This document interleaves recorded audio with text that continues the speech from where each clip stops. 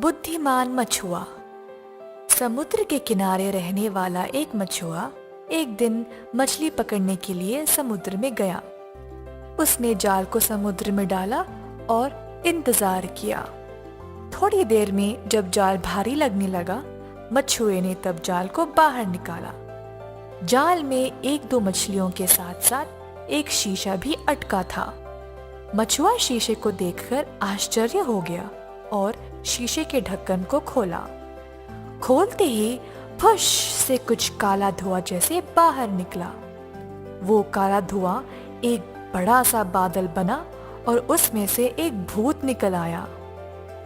मछुआ भूत को देखकर बहुत डर गया।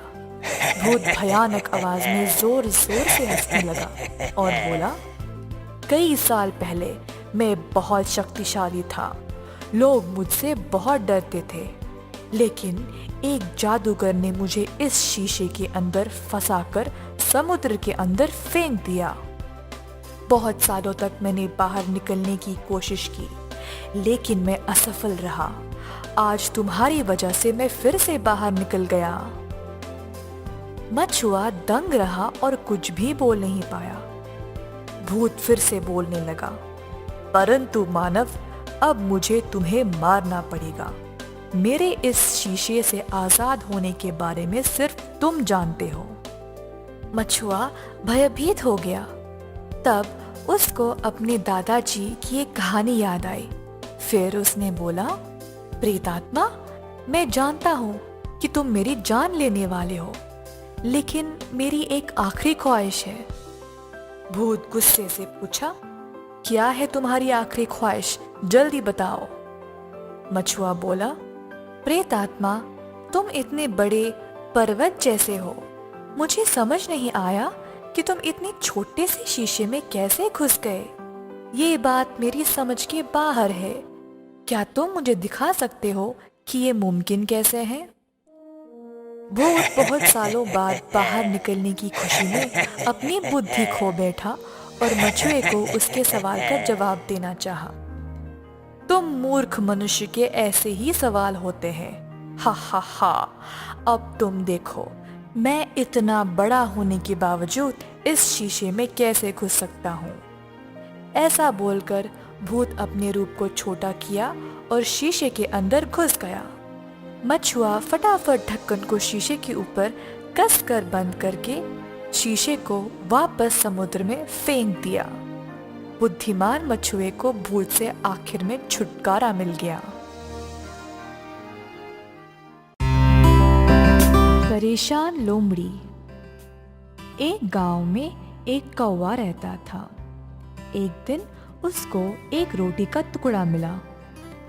कौवा टुकड़े को अपने मुंह में पकड़कर एक पेड़ के ऊपर जा बैठा। कौवा रोटी का टुकड़ा खाने ही वाला था जब वहां पर पेड़ के नीचे एक लोमड़ी आई। लोमड़ी बहुत भूखी थी। कौवे के मुंह में रोटी का टुकड़ा देखकर उसके मुंह में पानी आ गया।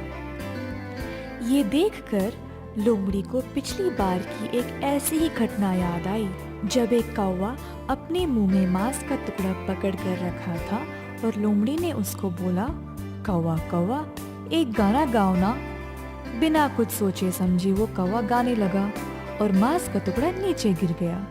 लोमड़ी उसको उठाई और भाग गई। ये घटने को याद करके लोमड़ी सोची कि इस बार भी यही करके रोटी का टुकड़ा उठा ले जाऊं।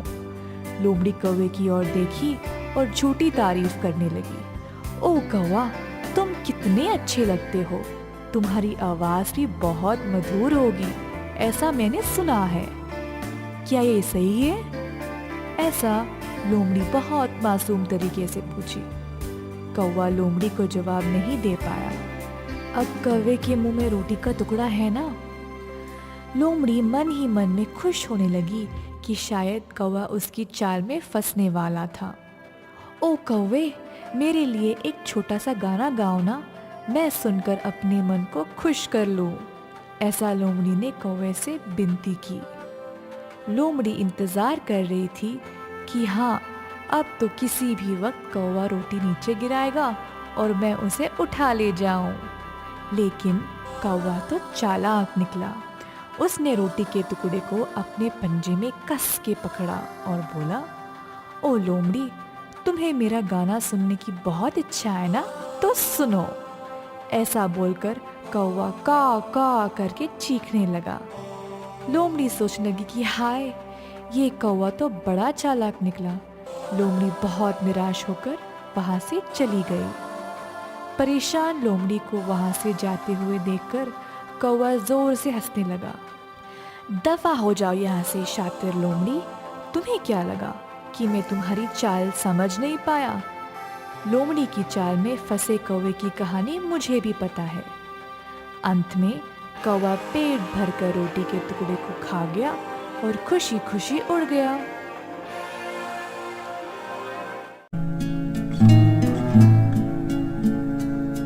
दो मित्र। एक राज्य में विजयराज नाम का एक राजा था। वह बहुत कठोर और पत्थर दिल इंसान था। किसी की बात नहीं सुनता था। जो भी उसके विरुद्ध आवाज उठाता था उसको वह कठोर से कठोर सजा देता था। उस राज्य में रवि और शर्मा नाम के दो जिगरी दोस्त रहते थे। दोनों को एक दूसरे पर अंधविश्वास था। राजा के अत्याचार देखकर वे चुपचाप नहीं बैठ पाए। एक दिन रवि महाराज के विरुद्ध बात करने लगा। राजा के सैनिकों ने ये सुना और तुरंत रवि को गिरफ्तार किया और राजा के पास उठा ले गए। राजा के सामने भी रवि उनके विरुद्ध ही बात कर रहा था। राजा को इस बात पे बहुत गुस्सा आया और अपने सैनिकों को आज्ञा दी कि वे रवि को कारागार में बंद कर दें। इस बात का समाचार शर्मा को मिलते ही वह अपने दोस्त से मिलने कारागार आता है। ये क्या हो गया? तुम्हारे लिए मैं कुछ भी करूंगा, बताओ मैं तुम्हारी मदद कैसे करूं? रवि अपने दोस्त को देखकर बहुत खुश हुआ और बोला, मेरी दोस्त, मरने से पहले मैं अपनी माँ और बहन को देखना चाहता हूँ। उनकी खुशहाल जिंदगी के लिए सब प्रबंध करना चाहता हूँ, बस मैं और कुछ नहीं चाहता। तुरंत शर्मा राजा के पास गया और अपने दोस्त की आखिरी ख्वाहिश के बारे में बताया। राजकुमार, मेरे दोस्त रवि को कुछ दिनों के लिए आप जाने दो। जब तक वो वापस नहीं आ जाता मैं उसकी जगह ले लूंगा। राजा बोला, अगर तुम्हारा दोस्त फांसी के समय तक वापस नहीं आया तो सजा तुम ही को मिलेगी। शर्मा ने राजा की बात मान ली। शर्मा का अपने दोस्त पे इतना अंधविश्वास रखना ये देखकर राजकुमार आश्चर्यचकित हो गया। रवि को जाने देने से पहले राजकुमार ने इन दोनों की दोस्ती के बारे में पूछताछ किया और फिर राजी हुए। अगर तुम 1 महीने के अंदर वापस नहीं आए तो तुम्हारी जगह तुम्हारे दोस्त शर्मा को फांसी होगी। ऐसा बोलकर राजा रवि को जाने दिया। 1 महीना खत्म हो गया और रवि अभी तक वापस नहीं आया। उस दिन शाम को राजकुमार कारागार में गया और शर्मा से बोला, जिंदगी में कभी भी किसी पर इतना भरोसा मत करना। अब देखो, इतनी छोटी सी उम्र में तुम्हारी मौत होने वाली है। मुझे इस बात का बहुत दुख हो रहा है। उसी समय रवि किले के अंदर प्रवेश हुआ। रवि अपने दोस्त शर्मा के गले मिला और बोला, मैंने यहाँ जल्दी आने की बहुत कोशिश की लेकिन हो नहीं पाया। खैर, तुम्हारी कृपा से मैं अपनी माँ और बहन से मिल पाया और उनके खुशहाल जीवन के लिए बंदोबस्त कर पाया। मैं तुम्हारे आभारी हूँ दोस्त। राजा दोनों को देखकर बोला, आज तक मैंने ऐसी दोस्ती नहीं देखी जिसमें कोई अपनी जान को दांव पर लगा सका। मुझे बहुत गर्व है कि मेरे राज्य में ऐसे लोग भी रहते हैं। ऐसा बोलकर राजा दोनों रवि और शर्मा को वापस जाने दिया। उस दिन से राजकुमार बहुत प्यार और अच्छाई से राज करने लगा।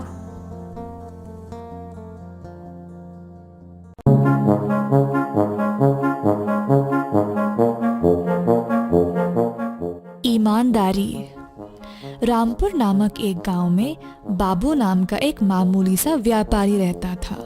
वह हर रोज जंगल की लकड़ियां काटकर उन्हें बेचकर अपनी रोजी रोटी कमाता था। एक दिन नदी के किनारे एक बड़े से पेड़ के ऊपर चढ़कर डालियों को कुल्हाड़ी से काट रहा था। अचानक से बाबू के हाथ से कुल्हाड़ी फिसलकर नदी के अंदर गिर गई। बाबू बेकरार हो गया और कुल्हाड़ी को खोजने के लिए नदी में कूद गया। बहुत ढूंढने के बावजूद बाबू को उसकी कुल्हाड़ी नहीं मिली। बाबू बहुत निराश हुआ और पेड़ के नीचे बैठकर भगवान से प्रार्थना करने लगा कि उसकी कुल्हाड़ी उसको वापस मिल जाए। उसकी प्रार्थना सुनकर गंगा देवी बाबू के सामने पेश आई। देवी बाबू से पूछी, क्या हुआ बाबू, तुम क्यों परेशान हो? बाबू ने जवाब दिया, देवी, मेरी रोजी रोटी कमाने का माध्यम सिर्फ मेरी कुल्हाड़ी थी, परंतु वो पानी में गिर गई। मैंने बहुत खोजा लेकिन मुझे नहीं मिली। देवी बाबू की बातें सुनकर नदी के अंदर गई और सोने की कुल्हाड़ी ले आई। देवी बाबू को वही सोने की कुल्हाड़ी दिखाकर पूछी, क्या तुम्हारी कुल्हाड़ी यही है? बाबू बोला, देवी क्षमा कीजिए, पर ये मेरी कुल्हाड़ी नहीं है। देवी दोबारा नदी के अंदर गई और इस बार चांदी की कुल्हाड़ी ले आई। फिर से बाबू बोला कि नहीं, ये उसकी कुल्हाड़ी नहीं है। फिर से देवी नदी के अंदर गई और इस बार बाबू की कुल्हाड़ी ही ले आई। बाबू बहुत खुश हुआ और बोला, ओ देवी, यही है मेरी कुल्हाड़ी। बाबू की ईमानदारी देखकर गंगा देवी तीनों कुल्हाड़ियां बाबू के हाथ में सौंपकर गायब हो जाती है। इस कहानी से हमें ये पता चलता है कि बाबू अपनी ईमानदारी से ही धनवान बना।